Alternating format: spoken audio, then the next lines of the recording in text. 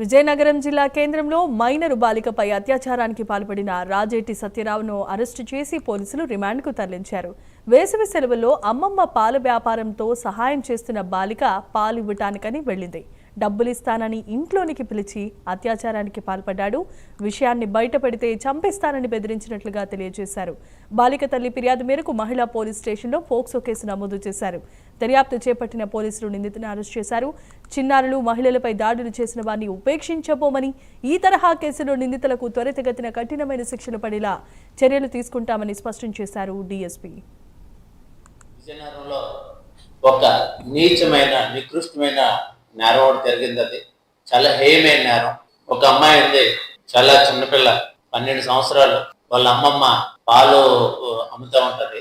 ఆ పాలు అమ్మే క్రమంలో ఈ నెల 10వ తేదీ నాడు ఈ పాప పాలు తీసుకొని పాలు డెలివరీ చేయడానికి ముద్దాయి ఇంటికి వెళ్ళింది. ఇంట్లో అప్పుడు ముద్దాయి ఒకడే ఉన్నాడు. ముద్దాయి పేరు రాజేటి సత్యారావు, 53 years.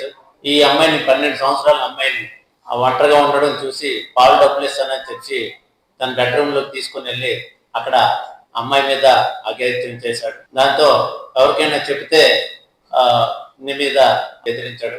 ఆ క్రమంలో అమ్మాయి బట్టలు ఎత్తుండగా ఆ తల్లి చూసి ఆ బ్రెస్ట్ మీద, మిగతా పార్ట్స్ మీద ఆ రెడ్ కలర్ లో అబ్రేషన్స్ చూసి అనుమానించి గట్టిగా అడిగితే అమ్మాయి జరిగిన విషయం చెప్పింది. దాంతో తల్లిదండ్రులు పోలీస్ స్టేషన్కి రిపోర్ట్ ఇచ్చారు. సిఐ నరసింహమూర్తి గారు అలాగే ఉమ్మన్ ఎస్ఐ గారు కేసు దర్యాప్తు చేసి ఆ ముద్దాయిని పట్టుకొని ఈ రోజు రిమాండ్కి పంపిస్తున్నారు. దీనికి ఈ పోక్సో చట్టం అనేది చాలా కఠినంగా ఉంటుంది. ఇందులో ఏంటంటే ఈవెన్ మరణ శిక్ష కూడా విధించదగ్గే శిక్షలు ఉన్నాయి ఇందులో.